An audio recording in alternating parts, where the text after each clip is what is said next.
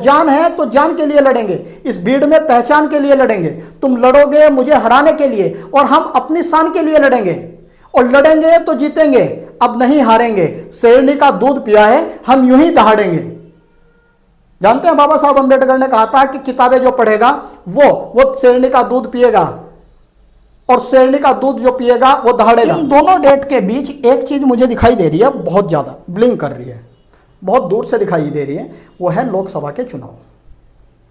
फिर दोबारा new date पर अपना क्या करना शुरू कर दिया, कोर्स लॉन्च कर दिया। इस बार हम ये करेंगे, और जो है चक दे फट्टे और ये इस टाइप की इन्होंने वीडियो डालना शुरू कर दी। प्रत्येक स्टूडेंट ये कहता हुआ दिखाई दिया मुझे कि 17-18 फरवरी का अगर पेपर रद्द ना होता तो मेरा उसमें फाइनल एग्जाम के लिए 24 फरवरी 2024 को 1:50 पर माननीय मुख्यमंत्री जी ने ट्वीट करके ये बताया कि हम इस एग्जाम को रद्द, लोकसभा का चुनाव है। इसी लोकसभा के चुनाव की वजह से 3 साल का रिलैक्सेशन मिला है। इसी लोकसभा के चुनाव की वजह से अदर स्टेट का स्टूडेंट भी यूपी पुलिस के एग्जाम में भाग लेने लगा। हेलो स्टूडेंट, स्वागत है आपका आपके अपने YouTube channel education with Sanjeev में। मैं संजीव मंडार एक बार फिर आपके सामने वो घटनाक्रम लेकर आया हूं जिसके आधार पर मैं आपको ये प्रूफ कर पाऊंगा कि किस तरीके से आपको डिमोटिवेट किया जाता है, और डिमोटिवेट करने के बाद किस प्रकार सरकार अपने उद्देश्य की पूर्ति करती है, और किस प्रकार ये बड़े यूट्यूब चैनल आपसे हजारों करोड़ों रुपए कमाते हैं। मैं ये बताना चाहता हूं कि मेरा कोई उद्देश्य किसी विशेष सरकार, किसी विशेष व्यक्ति या किसी विशेष यूट्यूब चैनल को टारगेट करना नहीं है, बल्कि जो सच्चाई है और जो पीछे घटना हुई है उन्हें एक बार आज की डेट में आपको ये दिखाना है कि उस समय आपके साथ क्या किया गया था। क्योंकि आप क्या करते हैं कि बहुत जल्दी भूल जाते हैं। मैं 2-3 चीज़ों पर विशेष ध्यान रखूंगा। एक वर्ड है ध्रुवीकरण। ध्रुवीकरण का मतलब यह होता है कि जब मैक्सिमम संख्या को एक ही बिंदु पर लाकर रोक दिया जाए और फिर उसका फायदा उठाए, उसे ध्रुवीकरण कहा जाता है। मैं बात करूंगा कि किस प्रकार नए कोर्स लॉन्च किए जाते हैं और उन्हें लॉन्च करने की मैक्सिमम जो समय अवधि रखी जाती है वो किस बात को ध्यान में रखकर रखी जाती है, और इन्हीं सारी चीज़ों को मैं डेट टू डेट बात करूंगा। मुझे कोई ऐसा उद्देश्य मेरा नहीं है कि मैं किसी को टारगेट करूं या नीचा दिखाऊं या ये कहूं कि ये गलत है। सब बहुत अच्छा है, बहुत अच्छा कंटेंट लोग पढ़ा रहे हैं, लेकिन वे बात बतानी भी आपको ज़रूरी है जिनसे शायद आपको थोड़ा ध्यान रखना है और अपने उज्जवल भविष्य के लिए प्रयासरत रहना है। ये बात भी मैं बार बार कहता हूं कि आप किताबों को अपना दोस्त बनाएं, किताबों के माध्यम से अपनी तैयारी करें। हाँ, ऑनलाइन अगर आप पढ़ना चाहते हैं तो 10, 20, 30% तक आप ऑनलाइन तैयारी करें। तो मैं बिल्कुल date to date UP police में क्या हुआ था, किस प्रकार 2 बार एग्जाम आयोजित किया गया, और पहली बार जो एग्जाम हुआ उस एग्जाम में किस प्रकार ध्यान रखा गया, और दूसरी बार के एग्जाम में किस प्रकार बातों को अवॉइड करके सिर्फ एक भर्ती प्रक्रिया को पूरा करने का एक सामान्य सा तरीका अपनाया गया। तो ये सारी चीज़ें हैं, बहुत अच्छे से मैं इस चीज़ को एक्सप्लेन करूंगा और बहुत अच्छे से आप इन्हें समझेंगे। बस मेरी ये रिक्वेस्ट है कि आप इस वीडियो को पूरा देखें और समझें। मैं बार बार ये भी कहता हूं कि मुझे कमेंट सेक्शन के माध्यम से बिल्कुल बताएं कि बात लॉजिकल है या नहीं है। अगर आपको लगता है कि बात लॉजिकल नहीं है तो आप कमेंट करें। मैं एक और बात बताना चाहता हूँ, कुछ निगेटिव कमेंट भी आते हैं। देखिए, कोई भी यूट्यूब चैनल होता है उसके पास अपने उस कमेंट को रिमूव करने का एक ऑप्शन होता है, लेकिन मैं चाहता हूं कि मैं वास्तविकता से परिचित रहूं। मैं ये निगेटिव कमेंट पर विशेष इसलिए ध्यान देता हूं ताकि मुझे ये पता चले कि आपके दिमाग में चल क्या रहा है। मुझे जो अच्छे कमेंट हैं वो तो बहुत अच्छे से समझ पा रहे हैं, लेकिन जो निगेटिव कमेंट कर रहे हैं मैं उन पर भी बात करना चाहता हूँ कि आपको भी थोड़ा सोचने की ज़रूरत है। और आप ये वीडियो पूरी देखिए, फिर आप मुझे बताइए और फिर कमेंट कीजिएगा। होता है ऐसा। तो चलिए शुरू करते हैं हम। देखिए किस प्रकार, देखिए मैं बहुत सामान्य सी बात ये कर रहा हूँ बेटे कि यूपी पुलिस की एक वैकेंसी आई और इसका कट ऑफ का जो स्कैम है यूट्यूब पर, ये क्या रहा। देखो, यूट्यूब स्कैम में लिख रहा हूँ। मैं बहुत अच्छे शब्दों में कह देना चाहता हूँ कि उत्तर प्रदेश सरकार में श्री माननीय मुख्यमंत्री योगी आदित्यनाथ जी ने बहुत बेहतरीन तरीके से अगस्त में जो परीक्षा आयोजित की है, बहुत सुरक्षा मानकों को ध्यान में रखकर आयोजित कराई है और बहुत साफ सुथरे तरीके से वैकेंसी पूरी हुई है। लेकिन पहले वैकेंसी में क्या हुआ था उनकी बात कर लेते हैं। चलिए हम बात करते हैं। मैं प्रूफ करूंगा, मैंने बार बार कहा है, इस 15 या 20 मिनट की वीडियो में ये प्रूफ करके दिखाऊंगा।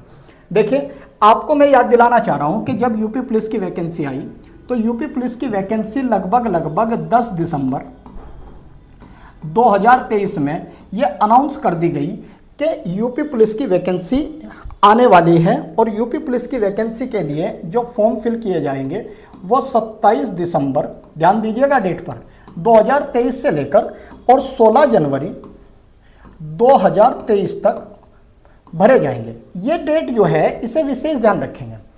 10 दिसंबर में ये अनाउंस किया गया था। अच्छा, जो यूट्यूब चैनल थे इन्होंने ये देखा कि 10 दिसंबर के आसपास 2023 में ही दिल्ली पुलिस की आंसर की आई थी, तो इन्होंने इस आंसर की से पहले अपनी वीडियोस बनाई थी कट ऑफ की, और ये कहा था कि इसकी मेरिट 78 जाने वाली है या उससे ज़्यादा। तो क्या हुआ कि ये जो टाइम है 10 दिसंबर से लेकर और लगभग 27 दिसंबर तक, इस समय मैक्सिमम कोर्स को सेल किया जा चुका था। यह कहा गया था कि दिल्ली पुलिस में आपका सिलेक्शन होने की कोई संभावना नहीं है, आप पूरा का पूरा फोकस कीजिए किस पर, यूपी पुलिस पर। तो ये फॉर्म भरे गए, लेकिन फॉर्म से पहले थोड़ा सा क्या हुआ कि एक विवाद खड़ा हो गया। और विवाद ये था कि जो बच्चे ओवर एज हो चुके हैं क्या उन्हें मौका दिया जाए। और यही बात ध्यान में रखते हुए प्रोटेस्ट हुआ, यूट्यूब पर और ट्विटर पर अभियान चलाए गए, और सरकार ने डिसीजन ले लिया, योगी गवर्नमेंट ने, कि हम 3 साल बढ़ा रहे हैं। ध्यान दीजिएगा, ये भी मैं बता दूं कि 27 दिसंबर का बुधवार था और 26 दिसंबर को मंगलवार को शाम के समय यह घोषणा कर दी गई और यह कह दिया गया कि जो एज है उसमें 3 साल की छूट मिल रही है। क्यों छूट मिल रही है हम बात करेंगे। यह भी ध्यान रखेंगे कि किसे टारगेट किया जा रहा है, 3 ही साल की छूट क्यों मिली है ना। इस बार मुझे यूट्यूब चैनल्स जो आपके साथ आपका ब्रेन वॉश करते हैं और गवर्नमेंट दोनों को ध्यान में रखते हुए मैं ये वीडियो लेकर आया हूँ।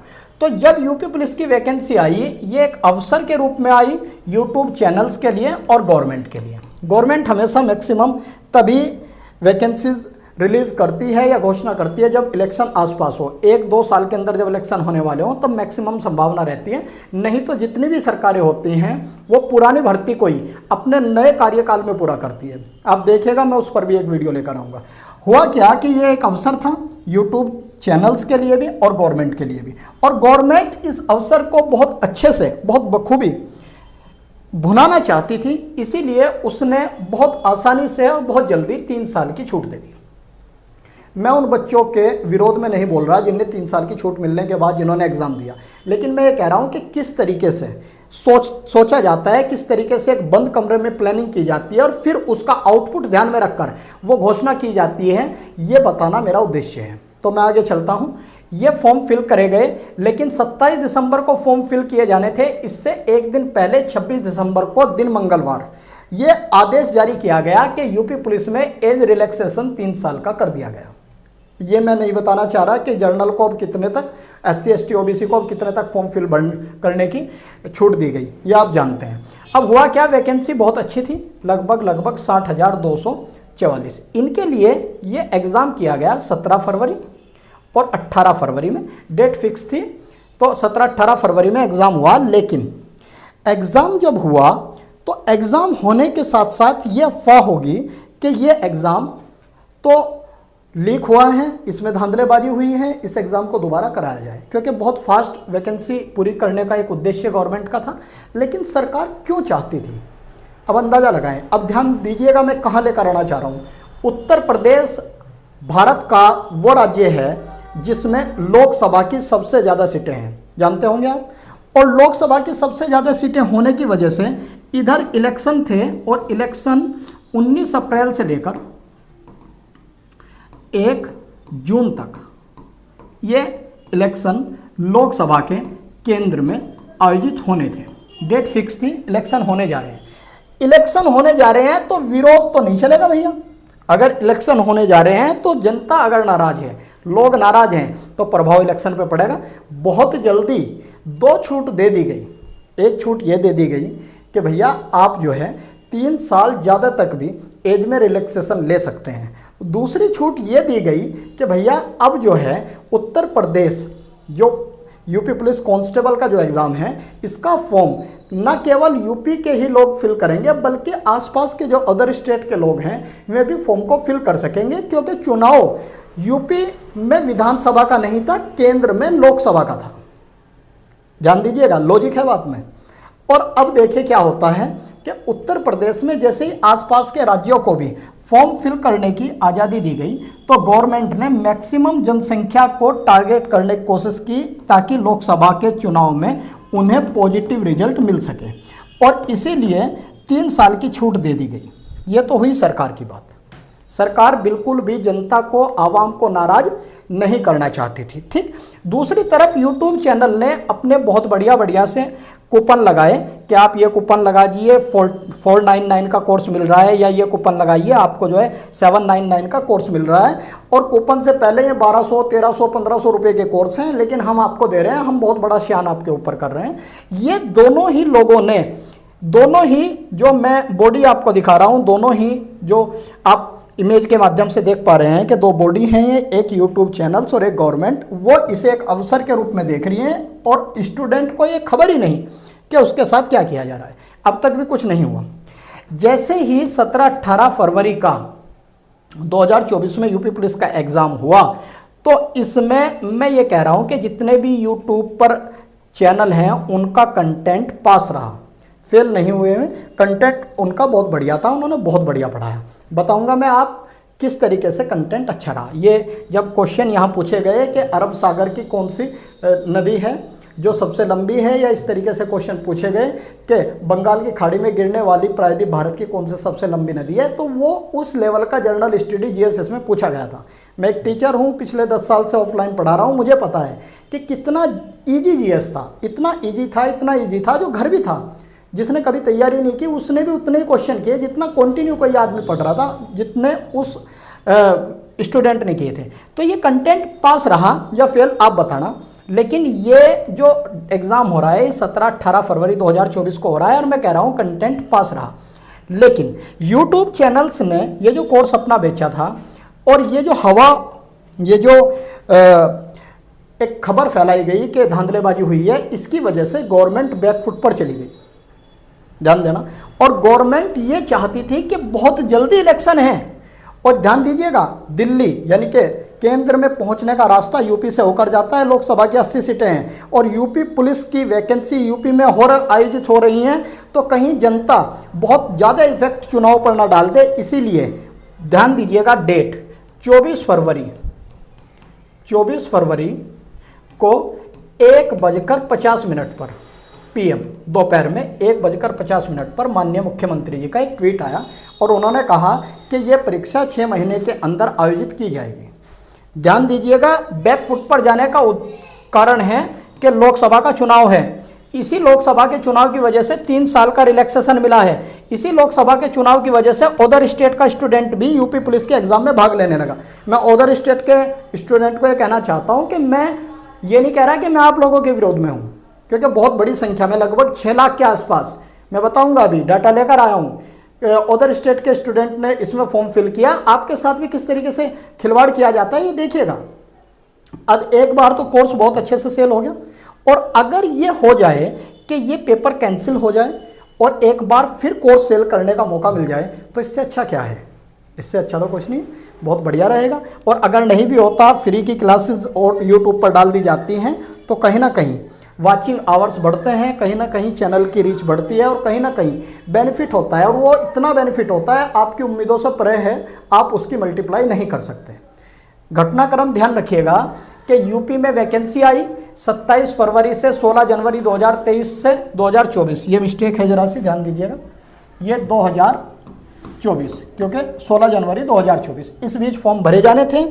26 दिसंबर 2023 को मंगलवार के दिन आदेश जारी कर दिया गया और 3 साल का रिलैक्सेशन दे दिया गया। उसके बाद वैकेंसी 60,244 थी, और फिर एग्ज़ाम हुआ, लेकिन एग्ज़ाम जो है कैंसिल करना पड़ गया। और एग्ज़ाम के लिए 24 फरवरी 2024 को 1:50 पर माननीय मुख्यमंत्री जी ने ट्वीट करके ये बताया कि हम इस एग्ज़ाम को रद्द करते हैं, और हम कड़ी से कड़ी कार्रवाई उन लोगों पे करेंगे जिन्होंने इस एग्ज़ाम में धांधलेबाजी की। और ये भी कहा कि 6 महीने के अंदर ये दोबारा एग्ज़ाम आयोजित किया जाएगा। यहाँ तक डन है। अब हुआ क्या कि ये लोकसभा के चुनाव हुए, जिसमें नारा लगाया गया था कि इस बार 400 पार, ये आयोजित हो चुके। अब सरकार का कोई विशेष ध्यान इस तरफ नहीं है कि किस तरीके से दोबारा जनता को रेगुलेट किया जाए या उसका ध्रुवीकरण किया जाए, क्योंकि इलेक्शन तो हो चुके हैं। इलेक्शन के बाद एग्जाम होना है, तो इलेक्शन से पहले तो पूरा फोकस था, मैक्सिमम क्राउड, मैक्सिमम भीड़, आवाम को इस सर्किल के अंदर लाना था कि आप एग्जाम दीजिए। और एग्जाम को इतना इजी इसलिए किया गया ताकि 48 लाख लोगों को ये लगे कि उनका हो रहा है, उनका सिलेक्शन निश्चित है। उन्हें महसूस ये होना चाहिए, उन्हें ये फील होना चाहिए कि नहीं, इस बार मेरा हो रहा है। मैं आपको बता दूं, आप अपने दिल पर हाथ रखकर कहना, प्रत्येक स्टूडेंट ये कहता हुआ दिखाई दिया मुझे कि 17-18 फरवरी का अगर पेपर रद्द ना होता तो मेरा उसमें फाइनल सिलेक्शन होता। सब ने कहा, 100 बच्चे थे, 100 के 100 ने कहा कि अगर ये पेपर रद्द ना होता मेरा हो रहा था। ये कहाँ से फीलिंग आई? ये फीलिंग आपको आई नहीं, ये लाई गई थी। उस तरीके का ही पेपर तैयार किया गया था ताकि आपको ये महसूस हो कि नहीं यार, बहुत अच्छे से वो मेरा पेपर हुआ है, मैं तो इस बार सेलेक्ट हो जाऊंगा। ये भी ध्यान रखिएगा कि 18 फरवरी से लेकर ये जो चुनाव की डेट है 19 अप्रैल से 1 जून, इसके बीच रिजल्ट नहीं आना है। रिजल्ट इलेक्शन के बाद ही आना था। अगर पहले आ जाता तो फिर तो पता चल जाता। इलेक्शन के बाद रिजल्ट आएगा, क्योंकि सभी को महसूस होना चाहिए कि नहीं, ये बहुत अच्छे से मेरा एग्जाम हुआ है, मेरा सिलेक्शन हो रहा है। तो इनका तो भैया डबल फायदा हो गया। इन्होंने तो एक बार फिर दोबारा न्यू डेट पर अपना क्या करना शुरू कर दिया, कोर्स लॉन्च कर दिया। इस बार हम ये करेंगे, और जो है चक दे फट्टे और ये इस टाइप की इन्होंने वीडियो डालनी शुरू कर दी। हमारा कंटेंट देख लो, ये रहा वो रहा, बहुत बढ़िया से, ठीक, क्योंकि रहा भी था। अब मैं बताऊंगा कैसे रहा था, आप महसूस करना। अब हुआ क्या कि 23, 24, 25 और 26 नहीं है, 30 और 31 को इन 5 दिनों में अगस्त में एग्जाम हुआ और ये कंटेंट फेल हुआ। यहाँ लिख रहा है कंटेंट फेल। कंटेंट फेल के बीच ये डेट है अगस्त की, और ये जो कंटेंट फेल है और ये जो कंटेंट पास है और ये फरवरी की डेट है, इन दोनों डेट के बीच एक चीज मुझे दिखाई दे रही है, बहुत ज्यादा ब्लिंक कर रही है, बहुत दूर से दिखाई दे रही है, वो है लोकसभा के चुनाव। ठीक, लोकसभा के चुनाव से पहले एग्जाम में इस बात का विशेष ध्यान रखा गया कि प्रत्येक अभ्यर्थी को यह महसूस हो कि वो यूपी पुलिस का कांस्टेबल है। लेकिन इसके बाद जो पेपर तैयार किया गया उसमें जर्नल स्टडी को ऐसे चेंज कर दिया गया, जीके का पोर्शन इतना अटपटा दिया गया कि प्रत्येक स्टूडेंट को यह लगा कि मेरा तो हो ही नहीं रहा। बात समझ रहे हैं? अब हुआ क्या कि इस तरीके से गवर्नमेंट का इलेक्शन कंप्लीट हो चुका था। इन लोगों ने दो, एक इधर और एक इधर, अपने व्यूज बढ़ाए, अपना जो है कोर्स लॉन्च किया और करोड़ों का गेम अंदर कर लिया, है ना। तो मैं ये बताना चाह रहा हूं कि इसकी जरूरत थी क्या इन सारी चीजों की। देखिए क्या होता है कि जब इलेक्शन आसपास होता है ना, तब सरकार इन बातों का ध्यान रखती है कि आवाम जो है नाराज ना हो। वो कह रही है दौड़ दो 10, तो वो भी कहते हैं दौड़ दो 10। लेकिन अगर एक चुनाव हो जाता है और आवाम कहती है दौड़ दो 4, फिर सरकार कहती है दौड़ दो 10, और नहीं कहती तो कहलवा देती है। आपको पता है, ठीक, आपको बहुत अच्छे से पता होगा कि शासन के आदेश पर प्रशासन का क्या रिएक्ट रहता है ना। लाइनों को जरा ध्यान से देखना। अब मैं आपको उधर लेकर जाना चाह रहा हूं बेटे, जिधर आप ये महसूस कर पाएंगे कि किस तरीके से इलेक्शन ने चुनाव पर प्रभाव डालना था और किस तरीके से ये हुआ भी है।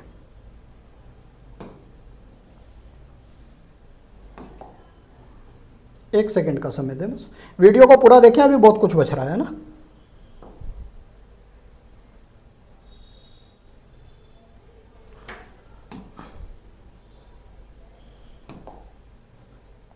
देखिएगा, ये जो आपके सामने है ये क्या है कि ये वो डाटा है कि कितने बच्चे, कितने स्टूडेंट्स अदर स्टेट के थे। मैं स्टूडेंट की संख्या से ज़्यादा कोई वो नहीं रखता, मैं आपको यहाँ बताना चाह रहा हूँ। ये सीट्स याद रखना बस कि लोकसभा की किस राज्य में कितनी सीटें हैं।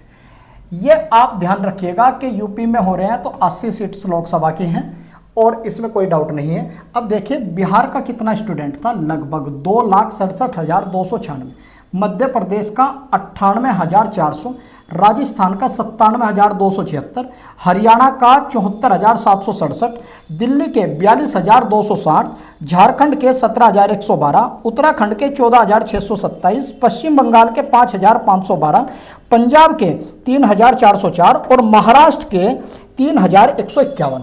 अगर मैं इन राज्यों की लोकसभा सीट्स की बात करता हूं तो मैं ये निश्चित तौर पर प्रूफ कर पाऊंगा कि लोकसभा का 90% इलेक्शन इन्हीं राज्यों के इर्द गिर्द घूमता है, इसलिए एंट्री दी गई। मैं उन बच्चों से ये कहना चाहता हूं कि आप ये महसूस ना करें कि क्यों एंट्री दी गई, मैं इस बात का विरोध कर रहा हूं।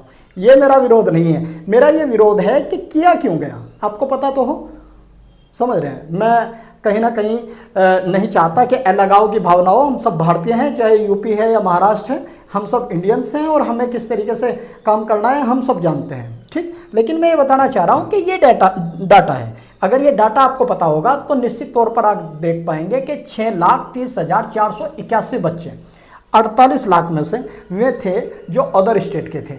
इस डाटा के माध्यम से ही मैं आपको ये बता पाया कि किस तरीके से अदर स्टेट का बच्चा उत्तर प्रदेश में एग्ज़ाम दे रहा है। और ये सारी की सारी चीज़ें कब आ गई थी, ये आई थी 27 फरवरी 2023 से 16 जनवरी 2024 के बीच, जब फॉर्म फिल किए जा रहे थे। ऐसा नहीं है कि आपके साथ खिलवाड़ पहली बार हुआ है, हर बार आपके साथ ऐसा ही होता है, इसमें कोई डाउट नहीं है। अगर आप कहो तो मैं प्रूफ करके दिखाता हूँ। देखिए फ़ायदा किस तरीके से उठाया जाता है। फ़ायदा तब तक नहीं उठाया जाता जब तक कोई ऐसा निश्चित समय नहीं होता जो ख़त्म होता हुआ दिखाई देता हो। यानी कि अगर मैं आपको ये कह दूं कि 30 दिन बाद आपका एग्ज़ाम है, तो अब आपके माइंड का कोई भी डाटा रजिस्टर्ड करने का जो कैपेसिटी है, जो पावर है, वो 30-40% ही रह जाती है। अभी एग्ज़ाम की कोई डेट नहीं है, अगर आप पढ़ेंगे तो मैक्सिमम चीज़ें याद रहेगी। लेकिन जब टाइम पीछे की ओर चलता है, 30 दिन की जगह फिर जब घटता हुआ टाइम दिखाई देता है, तो 4-5 दिन तो ऐसे ही चले जाते हैं कि पढ़ना क्या है। और लास्ट के 4-5 दिन हमें ये समझ में नहीं आता कि अब हम क्या करें। तो मुश्किल से 30 दिन में से 20 दिन स्टूडेंट पढ़ पाता है। और मैं ये प्रूफ करके दिखा सकता हूँ। और प्रूफ करूँ तो बताइए, चलिए प्रूफ करता हूँ मैं।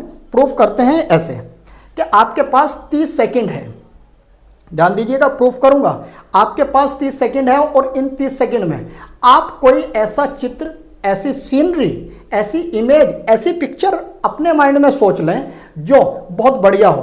30 सेकंड में आपको सिर्फ अपने माइंड में वो पिक्चर सोचनी है, वो सीनरी, वो चित्र आपको सोचना है केवल 30 सेकंड में। 30 सेकंड में बहुत ज़्यादा समय दे रहा हूँ, सोचने में ज़्यादा समय नहीं लगता। और आपका टाइम स्टार्ट हो रहा है अब 30 सेकंड। मैं प्रूफ करके दिखाऊंगा। 30 सेकंड में आप सोचिए, केवल सोच लीजिए किस टाइप की सीनरी है। समय घट रहा है, जल्दी सोचिए, कहीं टाइम अपना हो जाए। सोचिए, सीनरी में ये होना चाहिए, सीनरी में वो होना चाहिए, बहुत सारी चीज़ें हैं, सोचिए। जब आप सोचते रहेंगे तो इन 30 सेकंड में आप महसूस करेंगे अरे बहुत जल्दी टाइम चला गया। चलो, मुझे लग रहा है कि टाइम अप हो गया और इस टाइम अप में हमें क्या करना चाहिए, 30 सेकंड कंप्लीट। अब मैं बता रहा हूँ क्या हुआ। जितने भी स्टूडेंट ने अपने माइंड में कोई भी पिक्चर, सीनरी सोची है, उनके माइंड में पहाड़, नदी, झोपड़ी, सूर्य, ये 4 चीज़ें कॉमन है। आप अपने माइंड से वो सीनरी सोच ही नहीं पाए जिसमें एक घोड़ा खड़ा हो, वो सीनरी सोच ही नहीं पाए जो बिल्कुल डिफरेंट हो। सीनरी तो कुछ भी हो सकती है, लेकिन जो बचपन से सीनरी आप बनाते आए हैं इस तरीके से, 3 पहाड़, फिर एक नदी, फिर एक झोपड़ी, फिर एक पेड़ और फिर उगता हुआ सूरज, यही सीनरी आप हर बार बनाते हैं और वही सीनरी आपसे बनवाई जाती है। पता रहता है उन यूट्यूब चैनल्स को कि किस तरीके से स्टूडेंट सोचता है और किस तरीके से उसका ब्रेन वॉश करता है। मैं जिम्मेदार मानता हूं उन्हीं यूट्यूब चैनल्स को जिन्होंने बच्चों के साथ जब समय कम था इस टाइप की सीनरी बनवाई जो कहीं से कहीं तक भी वैल्यूएबल थी ही नहीं। कैसे वैल्यूएबल हो जाएगी? और यही मेरा दुख है कि यही किया जाता है। इन्होंने अब दोबारा अपना काम स्टार्ट कर दिया जो वैकेंसी अनाउंस की गई उसके लिए। बात समझ रहे हैं? और आप इससे बचें। मैं बार बार कह रहा हूं कि किताबों की ओर लौट चलो। किताबें आप पढ़ो, उनसे भी पढ़ो, मैं ये नहीं कह रहा, लेकिन 10-20% उनसे पढ़ो। और जब उनसे पढ़ेंगे तो आपको ये रियलाइज होगा ऐसा ही होता है बेटे, ऐसा ही होता है जितनी बार भी होता है। और क्वेश्चंस की बात करूं, देखिए क्या होता है कि कंटेंट वो कहीं किसी किताब से देखते हैं और जब किताब से कंटेंट देखते हैं तो उसे तैयार करते हैं, फिर उसकी पीपीटी बनती है और फिर 3 काम करते हैं, एक तो गोला, एक अंडरलाइन और एक टिक। बस प्रत्येक टीचर के 3 काम हो रहे हैं कि उसे बहुत अच्छे से सर्किल करना आता है, अंडरलाइन करना आता है और टिक लगाना आता है। मैं आपसे पूछना चाह रहा हूं बेटे कि अगर वो स्टूडेंट उन कंटेंट को खुद ही तैयार कर ले तो शायद बहुत अच्छे से कर पाएगा। मैं छोटा सा एक क्वेश्चन इंडियन कॉन्स्टिट्यूशन का आपसे डिस्कस करना चाहता हूं।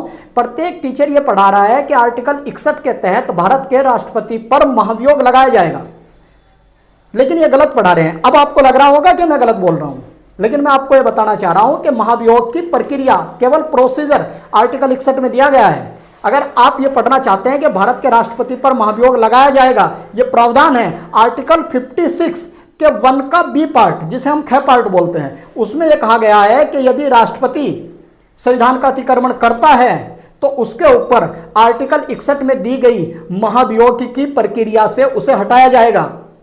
आप ध्यान दीजिए, प्रोसीजर समझ रहे हैं? प्रोसीजर का मतलब होता है कि किस तरीके से हटाया जाएगा, और प्रावधान 56 में है कि हटाया जाएगा, प्रोसीजर 61 में है।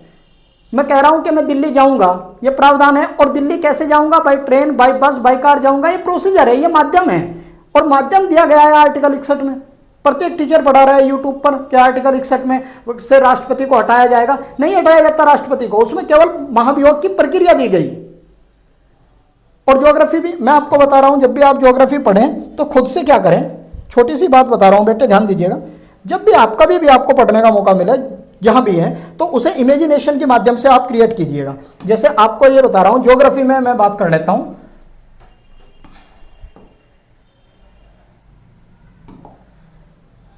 देखिए, आपने बहुत अच्छे से ये पढ़ा होगा, बहुत अच्छे से पढ़ा होगा। आप हर बार ये पढ़ते हैं कि यहां अरब सागर है, पढ़ते हैं ना, और ये नदी है, ये लूनी जो अंतरस्थलीय है, कहीं नहीं गिरती, ये साबरमती, ये माही, ये नर्मदा सबसे ज़्यादा सीधी बहने वाली, और ये ताप्ती। लेकिन इनके बीच 3 पर्वत श्रेणी हैं, ये विंध्याचल, ये सतपुड़ा और ये अजंता। ठीक, एक कोड है वंशता, और वंशता कोड में मैं ये बता दूं कि ये नर्मदा है,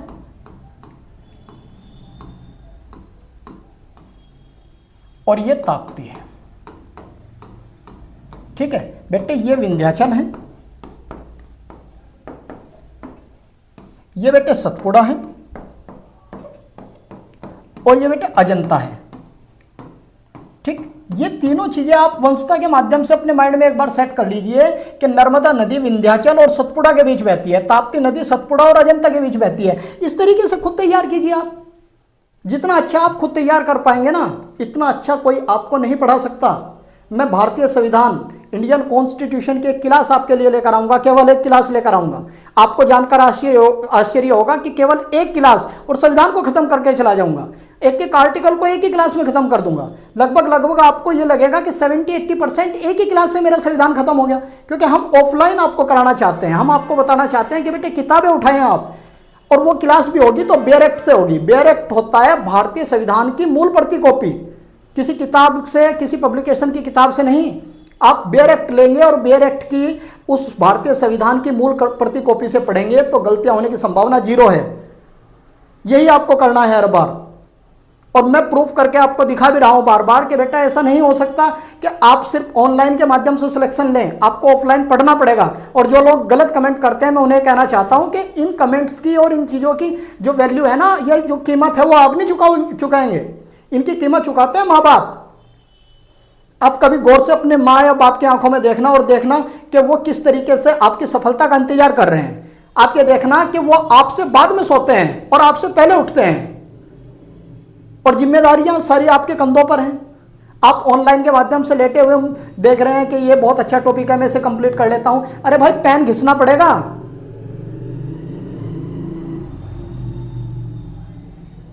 हो सकता है कि मैं आउटर होकर आपको बोल रहा हूं, लेकिन जो मेरे दिल की बात है, जो किया जाता है, मैं चाहता हूं उससे बचें। किताबें उठाएं, हर एक चीज को इमेजिनेशन के माध्यम से आप पढ़ने की कोशिश करें, उसी एग्जैक्ट लोकेशन पर आप जाएं, फिर मुझे बताना कि रिजल्ट नहीं आता क्या।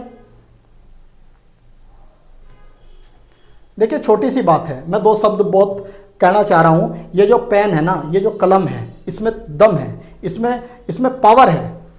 किसी बहुत अच्छे राइटर ने बहुत अच्छी लाइनें लिखी हैं कि नींद से नफरत करो, आराम से करो बैर, आशीर्वाद लो गुरुओं से, छुओ मां के पैर, बढ़े चलो अर्जुन रण में, तुम्हें कोई रोक ना पाएगा, ध्यान निशाने पर रहे, कलम बाण हो जाएगा।